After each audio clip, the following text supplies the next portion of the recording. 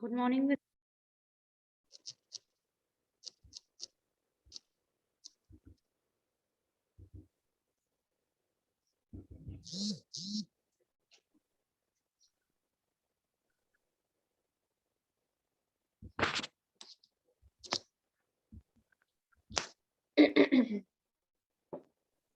देखो, दिख रहा है?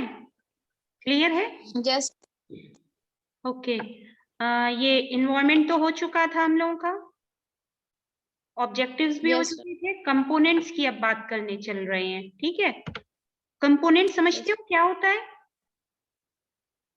कंपोनेंट्स बेसिकली वो पार्ट्स होते हैं या वो एलिमेंट्स होते हैं जिससे मिलके कोई भी एंटिटी बनती है। ठीक है, तो अब हम अगर इन्वायरमेंट के कंपोनेंट्स की बात करें तो इन्वायरमेंट बेसिकली हमारा दो टाइप का होता है।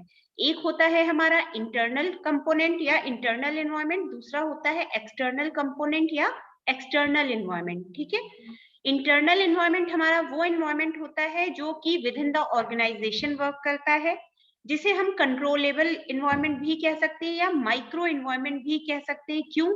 क्योंकि ये बहुत ही स्मॉल स्केल पर वर्क करता है और अगर ये किसी भी ऑर्गेनाइजेशन को इफेक्ट भी डालता है तो बहुत ही स्मॉल स्केल पर डालता है। फाइन, तो उससे जो भी चेंजेस या इम्पैक्ट या कुछ भी अगर ऐसा इफेक्ट ऑर्गेनाइजेशन पर आ रहा होता है तो वो ऑर्गेनाइजेशन में जो भी पर्सन्स एक्टिव मोड में काम कर रहे हैं वो उसको रिमूव कर सकते हैं या फिर उस पर ओवरकम कर सकते हैं। ठीक है, तो इंटरनल इन्वायरमेंट हमारे क्या क्या हो सकते हैं, लिखा भी हुआ है, पढ़ भी लो एक बार। Internal environment refers to factors existing within a business firm. The internal factors are generally regarded as controllable factors because the company has control over these factors or it can alter or modify such factors. लिखा भी हुआ है कि internal factor environment हमारे वो factors होते हैं जो कि बिजनेस फर्म के with in the business firm means business firm के अंदर ही एग्जिस्ट करते हैं। इन इंटरनल फैक्टर्स को कंट्रोलेबल फैक्टर्स भी कहते हैं क्योंकि company can control over these factors. कोई भी बिजनेस फर्म या तो उन पर कंट्रोल कर सकती है, कैसे? या तो उन पर काम करके या उन्हें चेंज करके या मॉडिफाई करके। ठीक है, अब ये जो इंटरनल एनवायरनमेंट या कंट्रोलेबल फैक्टर्स है, इनमें कौन कौन से फैक्टर्स आते हैं? सबसे पहला है फाइनेंशियल फैक्टर।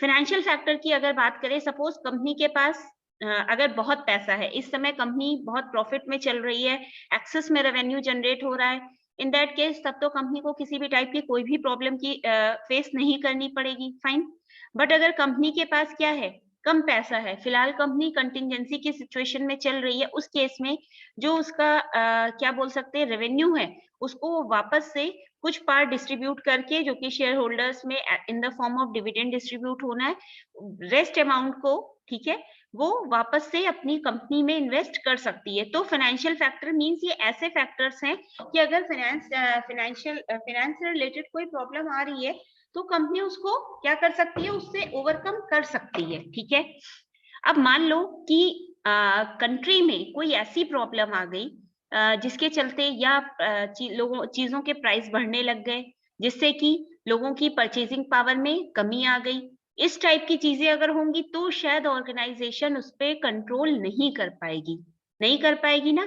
तो ये वो फाइनेंशियल सिचुएशन हो गई जो कि आउटसाइड द ऑर्गेनाइजेशन है या आउटसाइड द बिजनेस फर्म है, तो वो चीज क्या है, कंट्रोलेबल नहीं है, अनकंट्रोलेबल है, तो वो हमारा एक्सटर्नल एनवायरनमेंट हो गया। ठीक है, अब नेक्स्ट क्या दे रखा है, physical and human resources. Physical and human resources means जो भी हमारे ह्यूमन रिसोर्सेज समझते हो, जो हमारे एम्प्लॉयज या वर्कर्स है जो हमारी फर्म में काम कर रहे हैं, उनकी जो भी स्किल्स या कैरेक्टरिस्टिक्स या क्वालिटीज हैं, जो कुछ भी है उनको चेंज करना या उन पर काम करना, ये हमारे organisation within the organisation काम हो रहा है, क्योंकि जो भी ऑर्गेनाइजेशन में काम करने वाला ह्यूमन रिसोर्स है वो within the organisation count किया जाता है। तो उनके साथ रिलेटेड, उनसे रिलेटेड जो भी प्रॉब्लम है उसको ऑर्गेनाइजेशन या फर्म इंटरनली वर्क करके रिमूव कर सकती है। ठीक है, नेक्स्ट है ऑब्जेक्टिव ऑफ द, क्या हुआ, समझ नहीं आ रहा है? बोलो बच्चों। मैम आ रहा है मैम। ओके ओके, नेक्स्ट है हमारा ऑब्जेक्टिव्स ऑफ बिजनेस। किसी भी बिजनेस फर्म का क्या ऑब्जेक्टिव है? सपोज तुम्हारी कोई फर्म है, तुम्हारा ऑब्जेक्टिव है कि अभी तुम 50,000 के प्रॉफिट पर चल रहे हो, तुमने एक अपना गोल या ऑब्जेक्टिव लेकर चलते रहे तुम कि विद इन 1 ईयर तुम अपना ये जो प्रॉफिट है ये बढ़ा के 80,000 कर लोगे, ठीक है। तुमने एक टाइम स्पैन रख लिया 12 मंथ्स या 1 ईयर, ठीक है, मतलब विद इन 12 मंथ्स, एक साल के अंदर ही। ऑब्जेक्टिव क्या था तुम्हारा कि जो तुम्हारा प्रॉफिट अभी 50,000 है उसको तुम्हें 80,000 तक रीच करना ही करना है, ठीक है। तो अब ये क्या है, ये तुम्हारा ऑब्जेक्टिव है, ठीक है। तुमने फोरकास्टिंग या प्रीवियस ईयर में जो तुम्हारी कंपनी ने प्रॉफिट दिया है उसके बेसिस पर तुमने इस टाइप के अपने ऑब्जेक्टिव को जनरेट कर लिया। तो ये चीज तुम पर है, तुम पर डिपेंड करता है ये कि अब तुम मतलब एज अ फर्म ओनर ये तुम पर है, ये तुम्हारा काम है कि तुम किस तरीके से अपने उस ऑब्जेक्टिव को फुलफिल करते हो, ठीक है।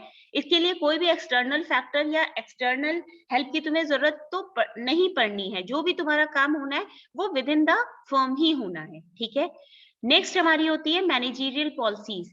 मैनेजरियल पॉलिसीज बेसिकली क्या करती है, लिखा भी है, the managerial policy determines the business capacity ranges, the company targets and the behavior principles in relation to the relevant groups of requirements.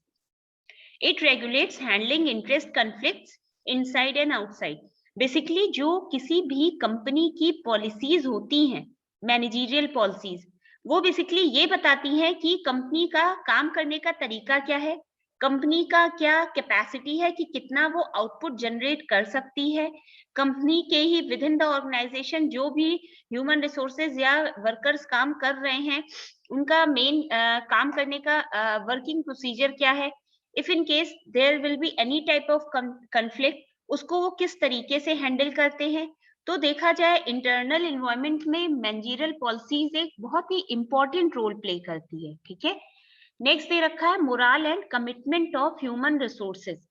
Company का जो मोरल क्या होता है, मीन्स जैसे कि जैसे मान लो तुम्हारे एग्जाम में अच्छे नंबर आए, ठीक है, क्लास में बहुत सारे बच्चे हैं तो सबके बहुत अच्छे नंबर, एक बच्चा था जिसके नंबर काफी कम आए, तो ऐसे में उस स्टूडेंट को मोटिवेट करने के बजाय अगर कोई टीचर ये कहने लग जाए नहीं तुम कुछ नहीं कर सकते, you are a useless, you are a wasteless, मतलब you are good for nothing etcetera etcetera, इन सब से कोई फायदा नहीं होना। इनफैक्ट इन सब से जो भी उसका जितना वो जो अगर क्या बोल सकते हैं जो उसका जो वो एनकरेज हो भी रहा होता है वो डिस्करेज हो जाता है, मीन्स उसका जो मोराल होता है वो डाउन होने लगता है कि अगर वो पॉजिटिव डायरेक्शन में वो स्टूडेंट कुछ करने की सोचे तब भी वो नहीं कर सकता है। क्यों? क्योंकि उसको वो सारी बातें लग रही हैं कि वो फिलहाल कुछ नहीं कर पाया और बाकी सबने अपने एग्जाम में बहुत अच्छी परफॉर्मेंस दी, फाइन। तो इन सब चीजों, ये सब वो सारी चीजें होती हैं कि कंपनी के जो एटमॉस्फेयर होता है, फर्म का इन्वायरमेंट या एटमॉस्फेयर होता है, ये बहुत ज्यादा असर डालता है किस पर, जो कंपनी के अंदर वर्कर्स या एम्प्लॉयज काम कर रहे हैं उनके वर्किंग बिहेवियर पर। अगर एटमॉस्फेयर अच्छा होगा तो एम्प्लॉयज अच्छा ही अपना क्या कर पाएंगे, अपनी परफॉर्मेंस शो कर पाएंगे, ठीक है। नेक्स्ट दे रखा है वर्क इन्वायरमेंट।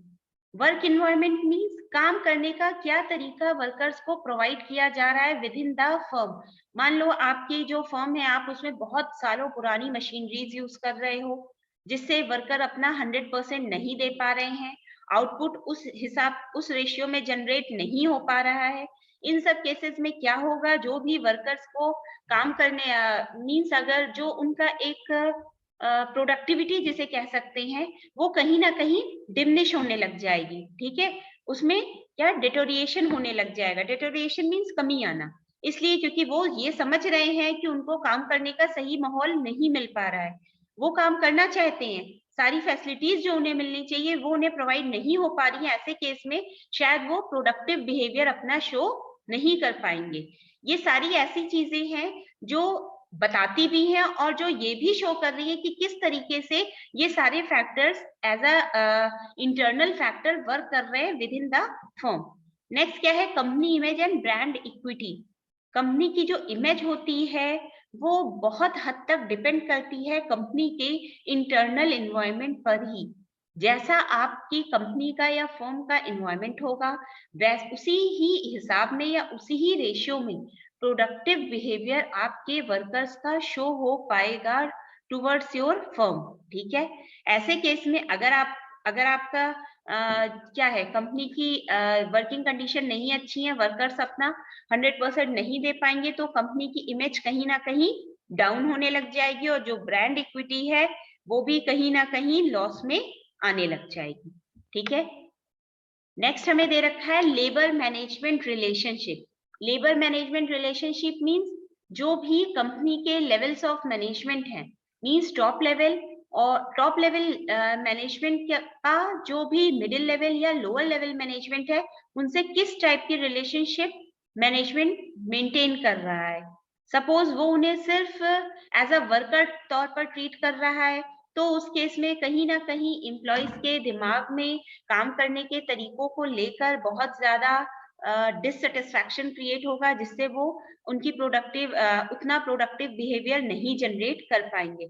बट हाँ, अगर टॉप लेवल मैनेजमेंट ऐसा मानकर काम कर रहा है, ऐसा मानकर चल रहा है कि जो भी उन्हीं की कंपनी में मिडिल लेवल या लोअर लेवल मैनेजमेंट लेवल पर जो लोग काम कर रहे हैं, वो एज अ फैमिली उनको ट्रीट करे कि उनसे ही उनको आगे चल के प्रॉफिट जनरेट होना है, ऐसे केस में जो एक लेबर और मैनेजमेंट के बीच की रिलेशनशिप होगी वो एक हेल्दी रिलेशनशिप होगी, जिसका पॉलिसीज के डिसीजन और इम्प्लीमेंटेशन पर भी डीपली इफेक्ट आएगा और साथ ही साथ कंपनी की प्रोडक्टिविटी भी इंप्रूव होगी। ठीक है, नेक्स्ट क्या है, R&D and technological capabilities.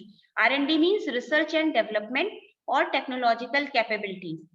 R&D और टेक्नोलॉजिकल मीन्स कंपनी अगर अपडेटेड टेक्नोलॉजी यूज कर रही है, ऑब्वियस सी बात है, तब वो अच्छे से कॉम्पीट कर पाएगी मार्केट में, क्योंकि मार्केट में बहुत सारे कॉम्पिटिटर्स या प्लेयर्स हैं जिनके साथ कोप अप कर पाना is not easy for every business firm. ठीक है, so if company want to innovate or generate some products या innovative products, in that case they need to use, it's required that they use updated technology। ठीक है, next क्या है, promoters vision.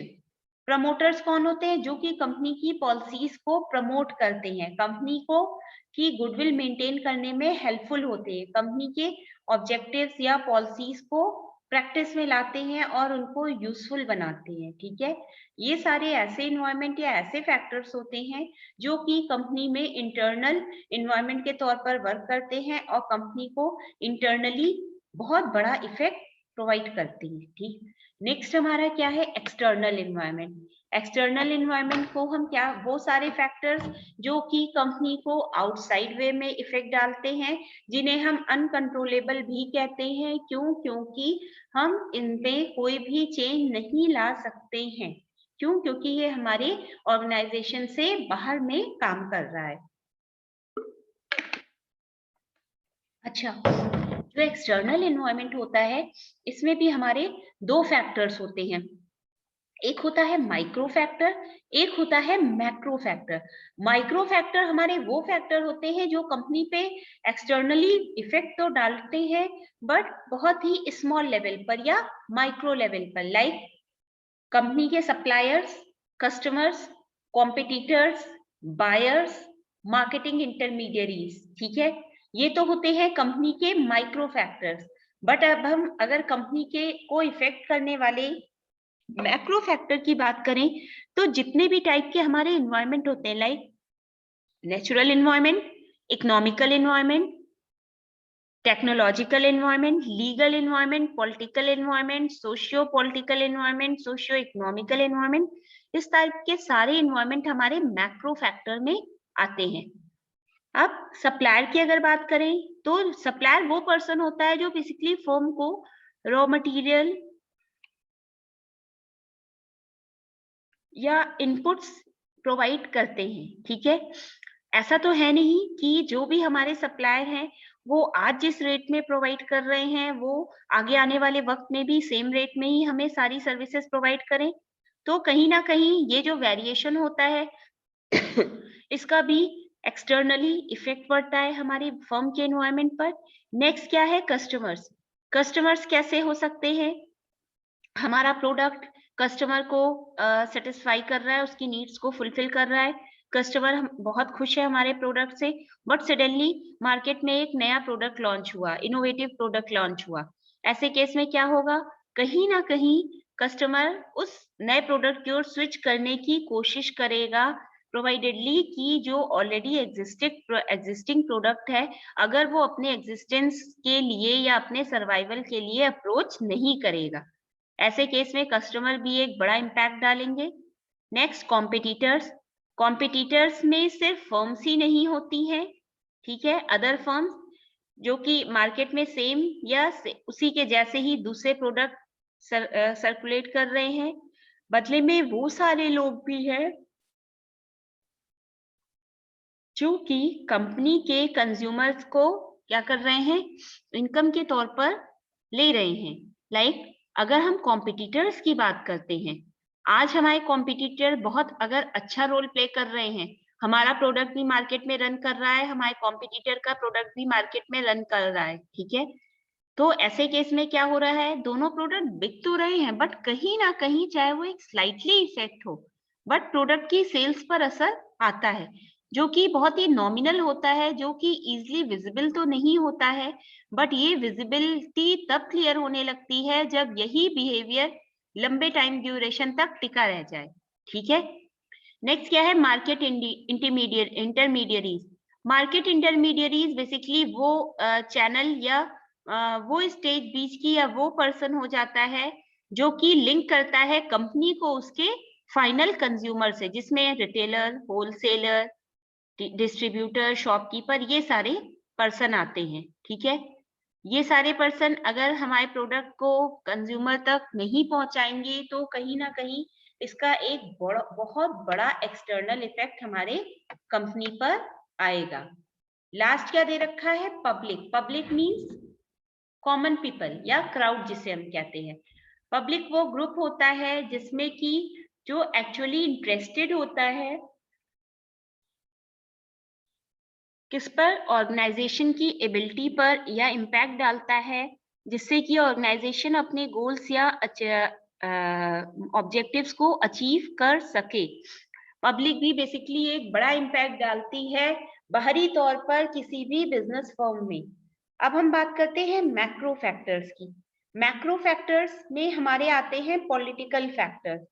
Political factor suppose public affairs या जो भी government को लगता है, गवर्नमेंट की इकोनॉमिक पॉलिसी होती है, गवर्नमेंट बहुत सारी पॉलिसीज निकालती है like monetary policy, fiscal policy, इन सब का जो भी इम्पैक्ट आता है हमारे बिजनेस पर वो हमारा पॉलिटिकल फैक्टर के तौर पर इफेक्ट डालता है, जिसका कि एक बड़ा इफेक्ट हमारी बिजनेस फर्म पर पड़ता है।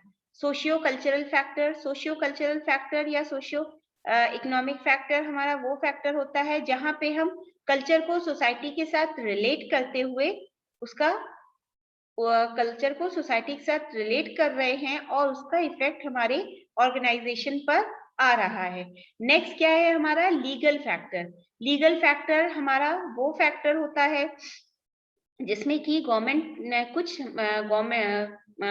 की कुछ रेगुलेटरी बॉडीज होती हैं जिनका एक्सट्रीमली या डीपली इफेक्ट पड़ता है बिजनेस फर्म पर फ्रॉम द आउटसाइड, ठीक है। नेक्स्ट क्या है? Economic factor. Economic factor basically वो सारे फैक्टर से या उन सारे मीन्स या सोर्सेस से मिलकर बना है जो कि प्रोडक्शन और डिस्ट्रीब्यूशन से रिलेटेड होते हैं, ठीक है। नेक्स्ट क्या है? Technological factors. अगर हम अपडेटेड टेक्नोलॉजी नहीं यूज कर रहे हैं तो उसका भी कहीं ना कहीं बहुत बड़ा इम्पैक्ट हमारे बिजनेस पर आएगा। Demographic factor. डेमोग्राफी समझते हो ना? एज, साइज, जेंडर या क्लाइमेट कंडीशन या फैमिली साइज, पॉपुलेशन, इन सब के ये सब क्या होते हैं? एक एक स्ट्रेटा बन जाते हैं। एक मतलब कैटेगराइज जो कर दिया गया वही स्ट्रेटा कहलाता है। इनके बेसिस पर जब हम क्या करते हैं?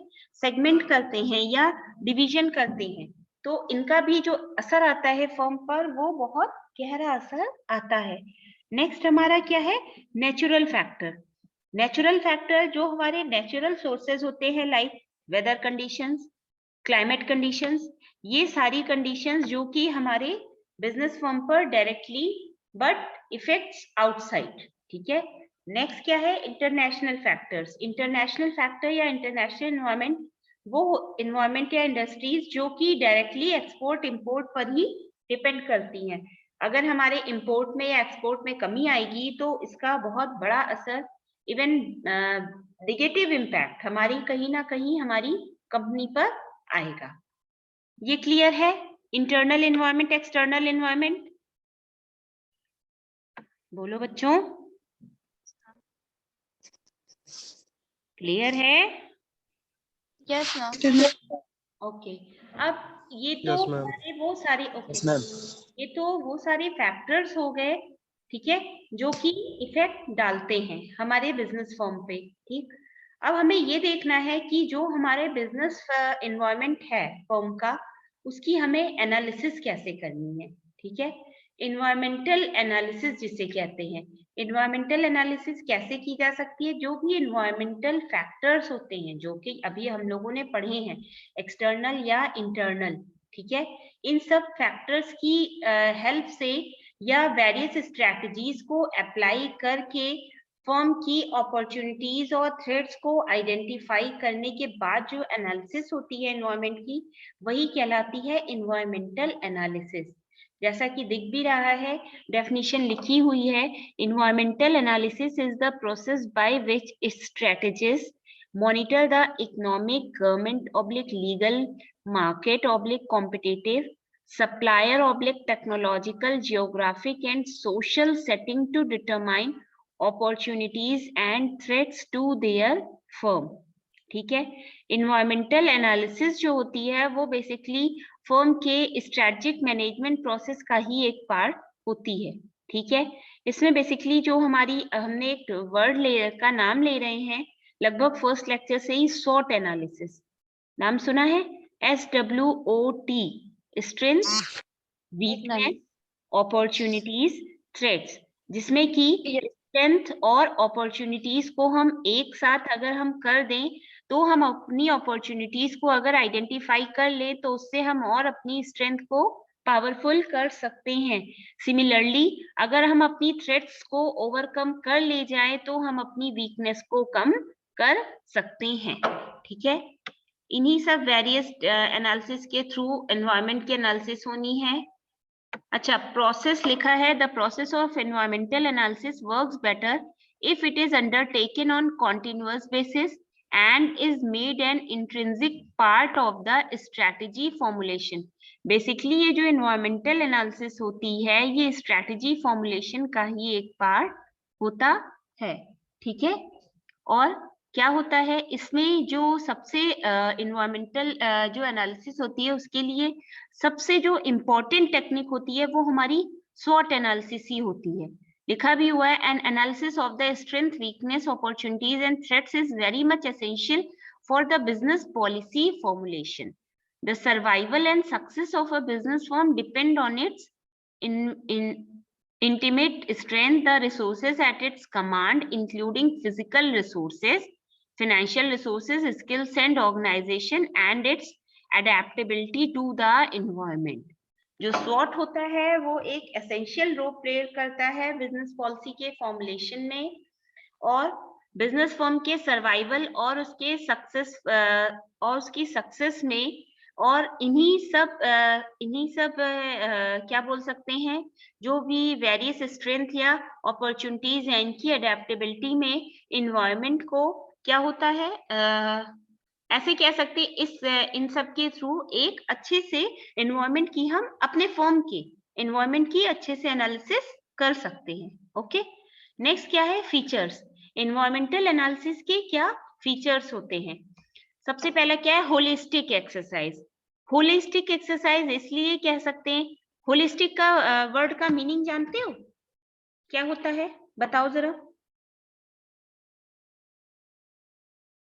होलिस्टिक, हाँ, होलिस्टिक का मीनिंग क्या होता है हिंदी में या इंग्लिश में ही बताओ, बोलो। नहीं पता। कोई और बताओ, सोच लो एक बार, बहुत ही बेसिक सा है, लगभग हम लोग डे टू डे अपनी लाइफ में यूज करते हैं। Holistic means collection of a parts या होल पार्ट। मीन्स क्या हम कह सकते हैं कि जब हम इन्वायरमेंट की एनालिसिस करते हैं तो हम वेरियस फैक्टर्स को लेते हैं, ठीक है, जैसे फाइनेंशियल फैक्टर हो गया, ठीक है, पर्सनल फैक्टर हो गया, सारे फैक्टर्स तो लेकर चलते हैं, लेकिन जब हम एनालिसिस करते हैं डिफरेंट डिफरेंट फैक्टर्स को या पार्ट्स को कंसीडर करके जो इसकी एनालिसिस होती है वो तो होल ऑफ द एनवायरनमेंट होती है, यही कहलाता है, ठीक है, यही कहलाता है होलिस्टिक एक्सरसाइज। क्यों? क्योंकि ये क्या है, लिखा भी हुआ है, environment analysis takes a holistic broad view of the environment instead of scanning trends in a piecemeal fashion. Piecemeal means छोटे छोटे पार्ट्स में एनालिसिस करने से बेहतर है कि हम अलग अलग फैक्टर्स में एनालिसिस करें, बट उसको होलिस्टिक फॉर्म में करें, मतलब considered as a whole thing के फॉर्म में करें, ठीक है। एक्सप्लोरेटरी प्रोसेस, एक्सप्लोरेटरी इसलिए क्योंकि जो भी हमें एक्सप्लेन करना है अपनी फॉर्म की माइक्रो या इंटरनल या एक्सटर्नल फैक्टर्स, उनको हमें प्रॉपर उनको एक्सप्लोर करना है, पूरा एक्सप्लेनेशन करना है, इसलिए ये एक एक्सप्लोरेटरी प्रोसेस है।